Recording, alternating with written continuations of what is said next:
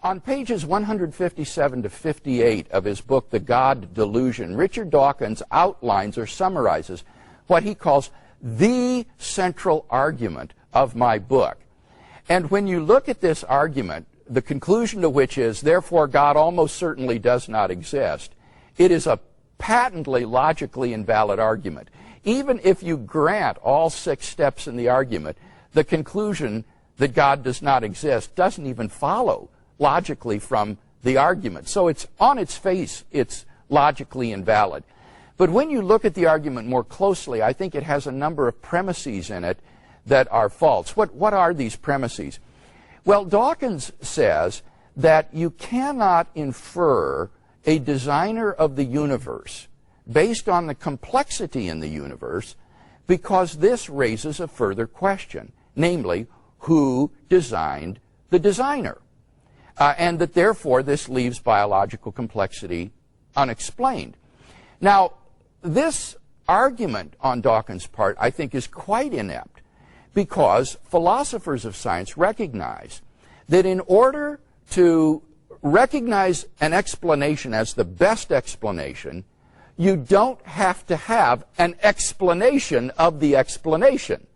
In order to recognize that an explanation is the best, you don't need to have an explanation of the explanation. Let me give you an example. Suppose archaeologists digging in the earth were to come across artifacts looking like arrowheads and pottery shards and tomahawk heads.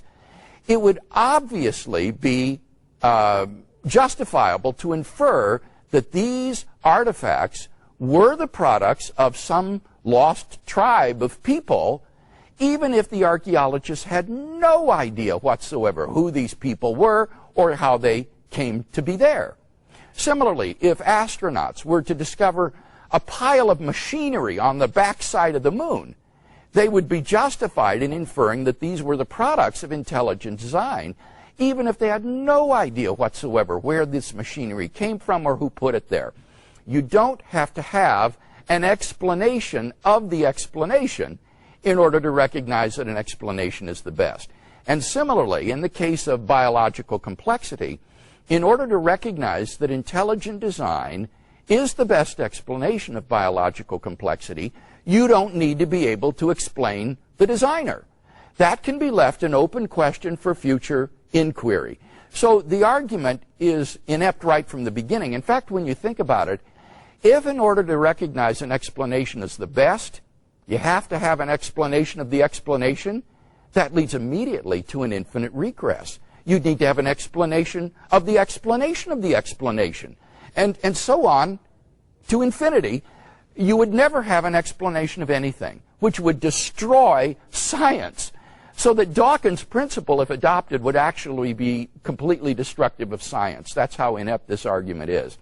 So that argument doesn't work. Now, Dawkins goes on to defend the idea that a designer wouldn't be a good explanation because he says the hypothesis of a divine designer is more complex than the world that you're trying to explain.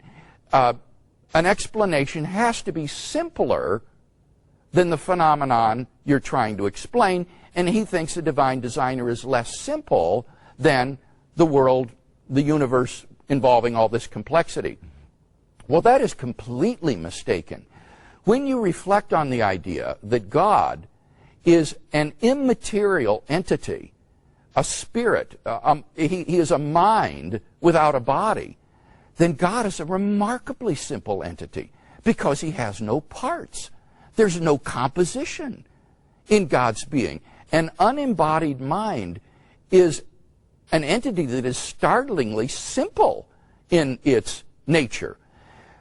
So what Dawkins is obviously confused is a mind's ideas, which may be very complex, with a mind itself, which is a very simple entity. So insofar as you're interested in simplicity, the hypothesis of a divine designer is certainly an advance in simplicity, for what it's worth, over the unexplained, contingent complexity of the universe with all its diversity and variations. So I think that Dawkins' central argument is just hopeless. It is logically invalid on the face of it. and moreover, it's predicated upon premises that I think are clearly false.